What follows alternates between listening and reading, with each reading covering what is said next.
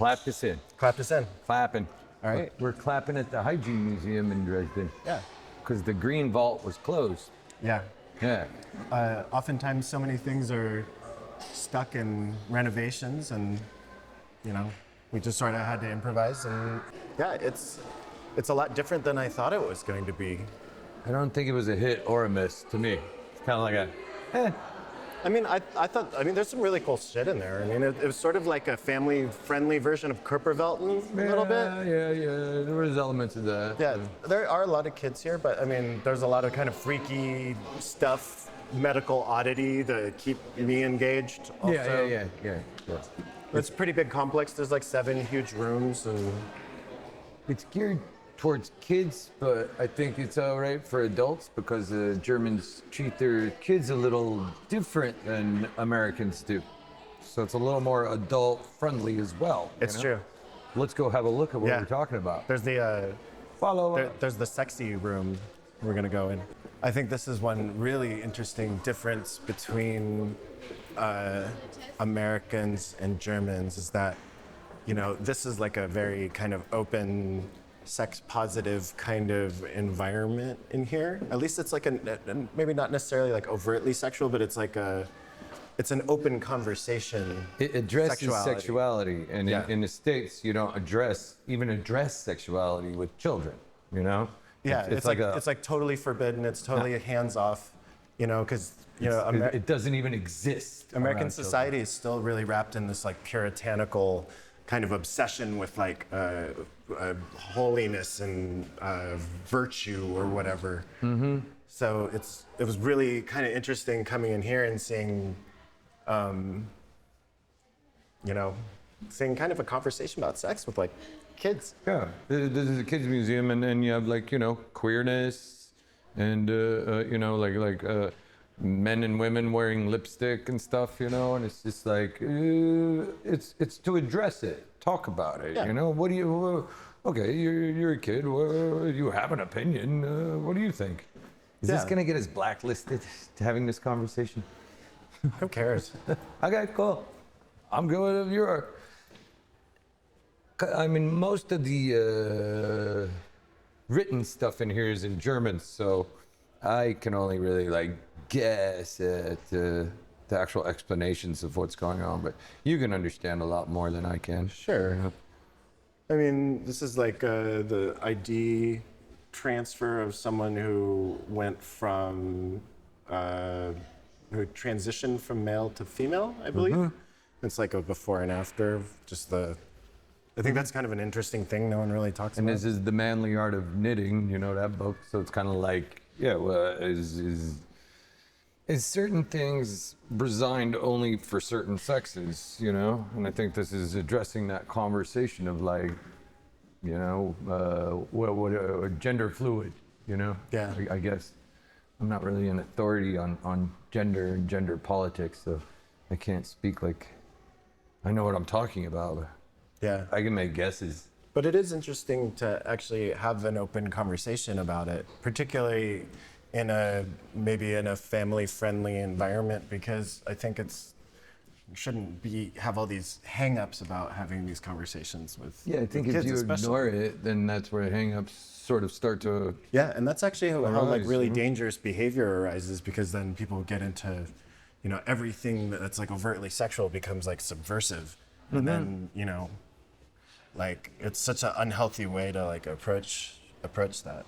Yeah, you have portraits of drag stars there, Yeah. Because kids will have questions about stuff, and it's kind of like I don't think this is an attempt to answer the questions, but it's an attempt to maybe let the kids make their own minds up about the answers to the questions. Yeah, exactly. For sure.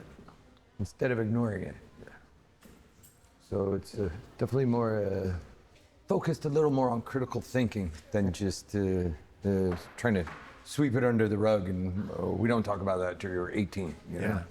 This is about puberty, But I think it's interesting because I think definitely in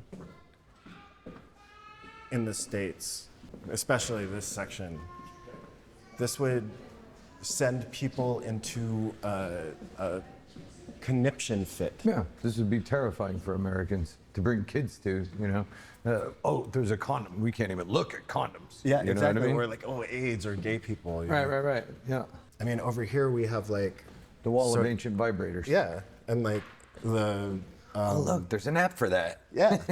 Well, this is one so your like Clever. your partner can control it from like from a smartphone. Okay, okay. Yeah. I don't know much And about this vibrators either. is super brutal. Oh, wow, yeah. That's like a handheld massager, but we all know what they were massaging. You know. For kids. For kids. Strange to us, but it seems more a definitely effective way of handling the conversation, you know? Oh, look, Barbara Kruger. Right. Barbara Kruger. Remember Yeah, we had all the yeah. we had all the prints in our flat. Uh-huh. Yeah, that was one of your favorites. Not really sure what's going on in this room. About family, right? Yeah, okay. So Yeah, I you're think a this is family. like a genetically modifying your baby stuff. Genetically modifying your family. Is that a thing? No, it's for like artificial insemination, test tube babies, that kind of thing. Okay, see, in the States, they wouldn't even talk about that, you know? Where'd that come from? You were artificial. Who would tell that to their So kids? this is like the whole topic of this museum is about hygiene, right? Right, it's the Hygiene Museum. We thought it was just going to be a bunch of toilets Yeah. Now that's kind of weird. and Purell containers, you know? That's kind of weird, you know? Like Haven't seen one toilet. that's our only concept or definition of like what hygiene is like. Right. You say the word hygiene and we immediately think of a toilet. Yeah. Odd. But then, like we were talking about last night, you know, the idea of hygiene has changed over the years, even for just us. You Yeah, know? it's true. I think like I feel like I wasn't so attuned to my own personal hygiene until like I don't know, like I was in my late 20s, early 30s. But everything up until then, I was kind of not like a super dirtbag, but kind of. No, I lived with you around then. You showered regularly and changed Yeah. your clothes, but you know, I mean, as far as being as spotless as we are post-pandemic, I don't think there was very many people like that before the pandemic that weren't just OCD. Yeah, you know? that's true. Absolutely. I But mean, you were always also like a relatively clean person that showered regularly. I'd like to think so. But I tell you, being a tattoo artist really brought that to the front. Yeah. You know, yeah. I mean, half of tattooing is hygiene. You know, the other half is art. You know, it's not just all about designing stuff on people's skin. It's also about being clean. Yeah. You know, it's like apprentices will always say, "Why do I have to clean the toilet?"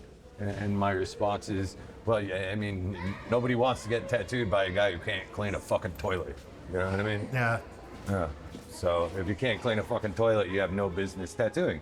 So show me that you can be clean, and then we can show you how to tattoo. It's a very like Mr. Miyagi kind of It concept is. of It training, is. but it makes a lot of sense because There's a lot of Miyagi stuff with the tattoo apprenticeships. You know, why do I have to do this? Like, why do I have to work the counter? So you learn how to answer questions when people come in. 'Cause right now you don't know shit, but the longer you work the counter, the more you're gonna know the answers. And then when you're not working the counter, when you're actually doing your own consultations, you will know the answer to people's questions. You know? Yeah, it's great. cool. So yeah, we're coming to the end of the exhibit now. Hope everybody had fun. We sure did. I just want to say something cheesy at the end. Yeah, no, this was a nice little Dresden adventure. Yeah. We'll probably like wrap up in my flat and Yeah. this talk is about what we learned. Yeah, this is about the end of it, and then we'll pick it back up in the studio. All right, sounds good. All right. All right, ciao.